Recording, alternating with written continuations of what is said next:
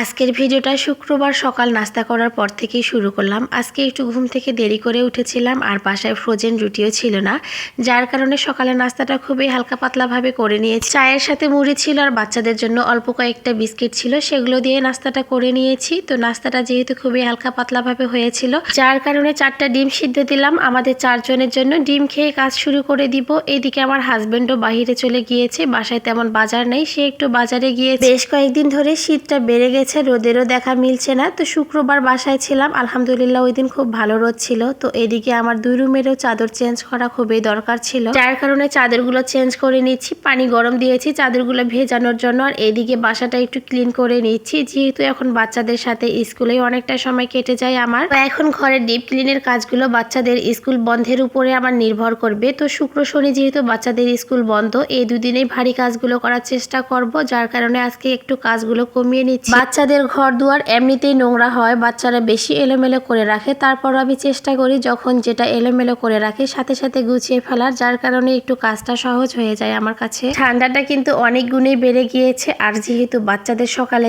School, সকালে উঠে ঠান্ডা পানি ধরে কাজকর্মগুলো করতে হয় এবং বাচ্চাদের স্কুলে নিতে হয়, যার কারণে একটু ঠান্ডা সর্দি লেগেই গিয়েছে এবং গলাটাও বসে গিয়েছে। 2 ছেলে এবং আমার 3 জনেরই আমাদের ভালোই ঠান্ডা লেগে গেছে, জ্বরও শুরু হয়ে গেছে। তো তারপরও কাজকর্মগুলো কিন্তু থেমে নেই, বাসার কাজ বাচ্চাদের কাজ সব কিছু একা হাতে করে নিতে হচ্ছে, কিছুই করার নেই। তো এদিকে ঘরগুলো গুছিয়ে তারপর এই যে গরম পানি দিয়ে চাদরগুলো ভিজিয়ে নিচ্ছি। চাদরগুলো ভালোই ময়লা হয়ে গিয়েছিল, যেহেতু রোদ হচ্ছে না, ঠান্ডা ঠান্ডা করে চাদরগুলো আর চেঞ্জ করা হয়নি। চাদরগুলো ভিজতে দিয়ে আমি এখন ডাইনিংটা গুছিয়ে নিচ্ছি। আর এই তো বাচ্চারা পড়াশোনা করে 1 গুণ আর এলোমেলো করে রাখে 3 গুণ। তো বাচ্চাদের ব্যাগপত্র সব এভাবে ছড়াই ছিটে রেখেছে, সেগুলো একটু গুছিয়ে নিচ্ছি। এতক্ষণ পর্যন্ত আমার ভিডিওর সাথে যারা আছেন অবশ্যই একটা লাইক দিয়ে একটা গঠনমূলক কমেন্ট করে যাবেন, এবং ভিডিওটি ভালো লেগে থাকলে অবশ্যই একটা শেয়ার দিয়ে পাশে থাকবেন। বাচ্চা নিয়ে একা হাতে কাজ করাটা যে কতটা কষ্টের, যে আপুরা এই কাজগুলো করে থাকেন তারাই বুঝবেন এই কষ্টটা।